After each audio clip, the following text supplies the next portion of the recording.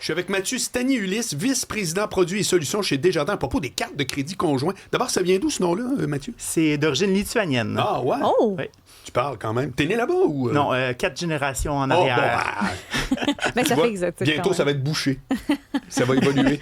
Voilà. Mathieu, là, on voit qu'il y a des changements annoncés chez Desjardins concernant les cartes de crédit. D'abord, on dirait que chez Desjardins, le dossier carte de crédit, là, depuis 6 mois, c'est une aventure sans fin. À un moment donné, on ne pouvait plus voir le relever en temps réel. Le solde. Ouais, Ouf, ça a comment fait fâcher t'expliques du ça? monde, ça. Qu'est-ce qui s'est passé? C'est un grand projet qu'on fait de changement de notre système de gestion des cartes de crédit.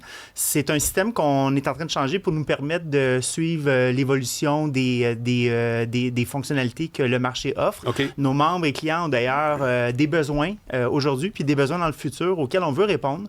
Puis notre système actuel, il était, je vous dirais, en fin de vie utile.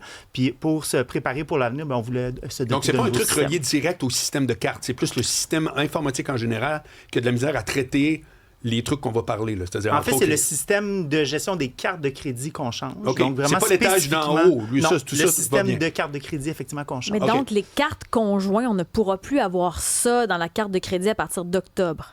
Pas tout à fait. En fait, les cartes qu'on appelle en co-détention, c'est des cartes là, qui sont partagées. On peut penser à un couple là, qui ont chacun une carte sur le même compte. Ça, on le maintient. Effectivement, initialement dans le projet, on avait annoncé que ça ne serait pas maintenu.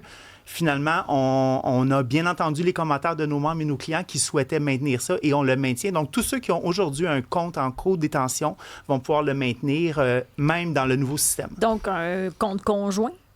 C'est Pas la même l'équivalent d'un affaire. compte conjoint. OK. Ce qu'il faut comprendre, une carte en co-détention, ça veut dire qu'on est solidairement responsable de la dette.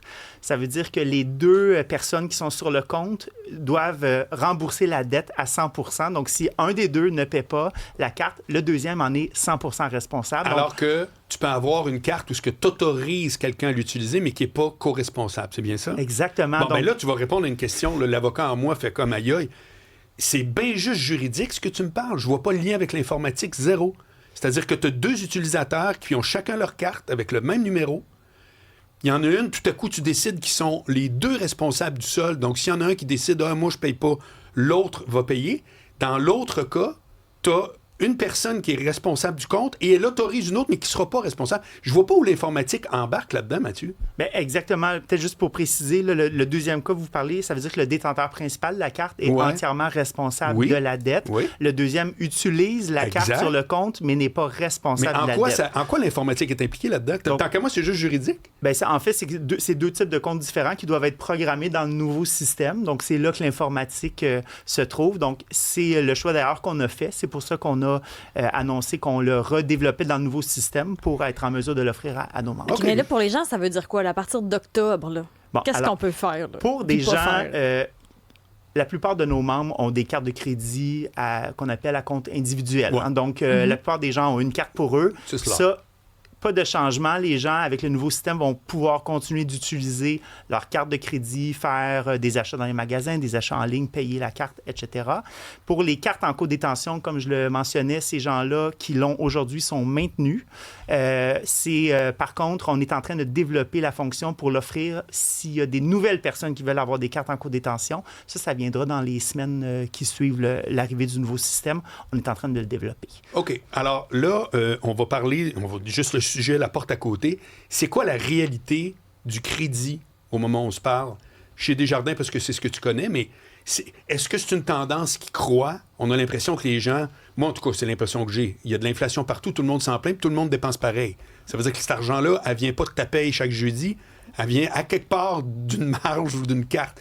Est-ce que je rêve où l'utilisation du crédit est en croissance? Elle n'est pas en croissance au Québec, l'utilisation du crédit. Elle est assez stable, je OK. dirais en général.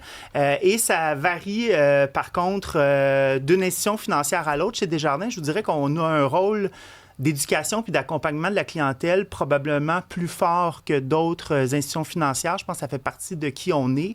Donc, on prône beaucoup une saine utilisation du crédit.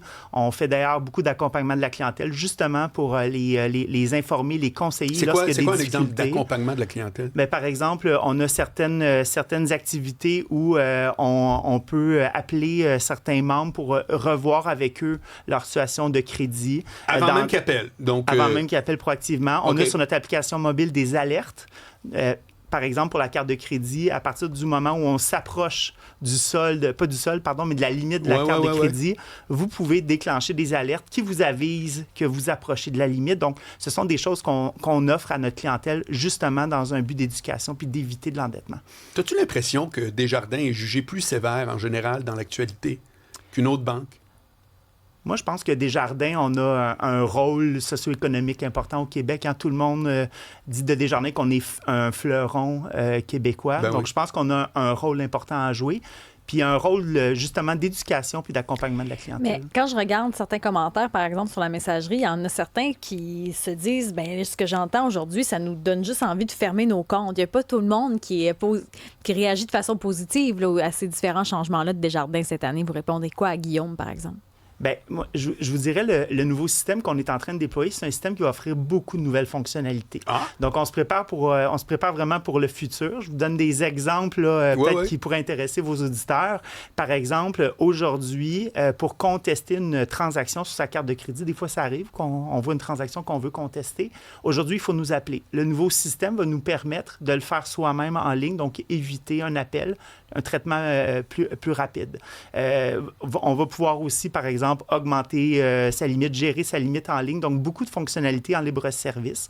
La carte virtuelle aussi, c'est un autre exemple qu'on donne à nos membres et clients.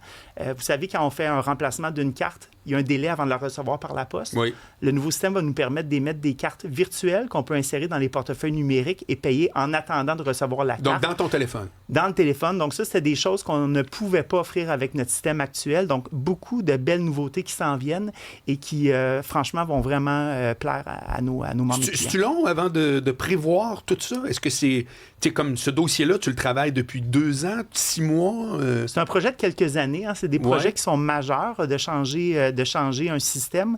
Puis ce qui est le plus important pour nous dans un changement comme celui-là, oui, il y a la technologie, mais c'est surtout l'accompagnement de nos membres et de nos clients.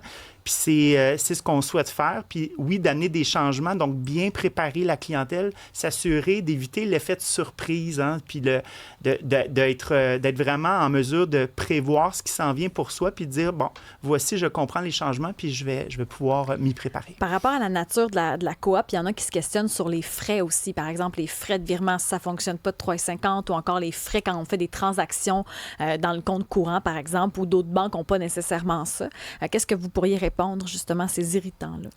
Là, vous parlez des frais, j'imagine, de plus sur les comptes ou les frais courants, dans les virements, oui, c'est ça. Donc, écoutez, je pense que Desjardins, on a un modèle qui est assez distinctif. Il y a d'une part des forfaits transactionnels pour éviter d'avoir des frais à l'unité. Ça, c'est la première chose qu'on conseille de faire.